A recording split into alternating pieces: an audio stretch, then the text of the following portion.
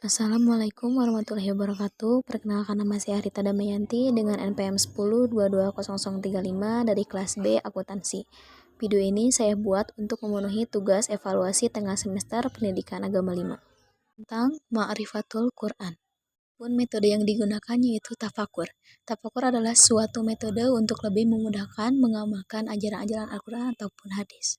Dan tafakur adalah berpikir menggunakan akal dan kalbu.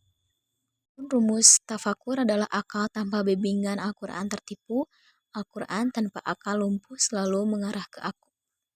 Kalamullah, ta'rifatul Quran, mengenal Al-Quran. Kalam adalah istilah ilmu nahwu, adalah suatu yang di dalamnya terkumpul 4 perkara, yakni lafaz ucapan, murakab tersusun, mufid memberi faidah, dan bil wadil dengan sebuah tujuan. Dalam kitab Jurumiyah, kalam adalah lafaz yang tersusun yang memberi faidah dengan menggunakan bahasa Arab. Kalamullah adalah dua unsur kata dari lafaz kalam dan Allah, firman Allah dalam bentuk wahyu yang disampaikan kepada para nabi dan rasulnya melalui malaikat Jibril. Sejarah turunnya Al-Quran atau yang disebut dengan nuzul Quran. Nuzul adalah kata jadian dari kata kerja nazala yang berarti turun. Turunnya Al-Quran lebih sering digunakan istilah nuzul Quran. Bahkan terdapat peringatan nuzul Quran sebagai bentuk penghormatan dan pengagungan terhadap Al-Quran.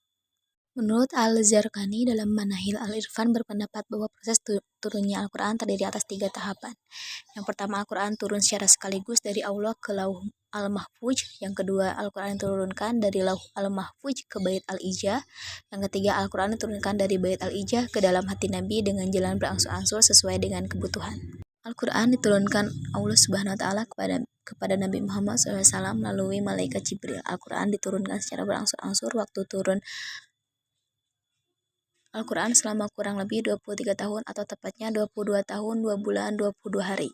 Surat pertama yang diturunkan adalah Al-Alaq ayat 1-5, diturunkan pada malam 17 Ramadan tahun 610 Masehi di Gua Hiro. Dan surat yang terakhir turun adalah Quran Surat Al-Maidah ayat 3. Ayat tersebut turun pada tanggal 9 Zulhijjah tahun 10 Hijriah di Padang Arafah.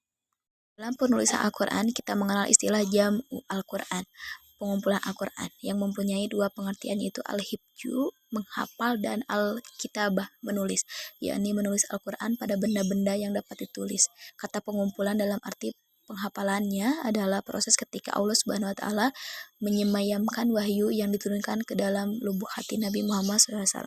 Proses penulisan Al-Quran, rasmu Al-Quran terdiri dari beberapa tahapan atau masa, yaitu pada masa Nabi Muhammad SAW, pada masa Khulafaur Rasyidin, dan pada masa setelah Khulafaur Rasyidin. Yang pertama, pada masa Nabi Muhammad SAW, penulisan Al-Quran pada masa Nabi Muhammad ditempuh dengan 2 cara, yaitu al-jam'u fis sudur dan al-jam'u fis sutur. Kedua, yaitu pada masa Khulafaur Rasyidin. Pada masa Khulafaur Rasyidin ada 2 tahapan. Yang pertama pada masa Khalifah Abu Bakar As-Siddiq dan pada masa Khalifah Utsman bin Affan. 3. Pada masa setelah Khulafaur Rasyidin. Mukjizat Al-Quran secara bahasa, kata mukjizat yaitu ajaja, yujizu, ijaj, mukjizun. Lemah lawan dari kudrah yaitu mampu. Kata mukjizat berasal dari bahasa Arab yang berarti suatu yang membuat pihak lain tidak berdaya di hadapannya. Sedangkan dalam istilah agama, mukjizat adalah hal luar biasa yang Allah berikan kepada seorang nabi atau rasul untuk membuktikan kebenaran pengakuan kenabian atau kerasulannya, dan biasanya bersifat menantang umatnya yang tidak beriman kepadanya. Syarat mukjizat menurut Al-Qurtubi ada 5 syarat. Yang pertama, suatu yang tidak bisa dilakukan. Yang kedua, suatu yang di luar kebiasaan. Yang ketiga, disampaikan terkait dengan syariah atau dakwah. Yang keempat, terjadi karena adanya penentang. Yang kelima, seorang tidak dapat mendatangkan. Dari atas 4 unsur mukjizat, yaitu hal atau peristiwa yang luar biasa terjadi atau dipaparkan oleh seorang yang mengaku nabi, mengandung tantangan terhadap yang meragukan kenabian. Tantangan tersebut tidak mampu atau gagal dilayani. Ada 4 aspek mukjizat Al-Quran. Yang pertama, aspek bahasa dan sastra. Yang kedua, aspek isyarat ilmiah, aspek kisah-kisah purba, dan aspek hukum. Hukum syariat dalam Islam terbagi dalam 6 kelompok. Yang pertama hukum ibadah yang mengatur hubungan antara manusia dengan Allah seperti hukum sholat, zakat, puasa, haji, dan sebagainya. Yang kedua hukum muamalah yang berkaitan dengan hubungan sama manusia. Hukum muamalah ini mengatur mengenai harta benda seperti tanah, uang, dan lain sebagainya.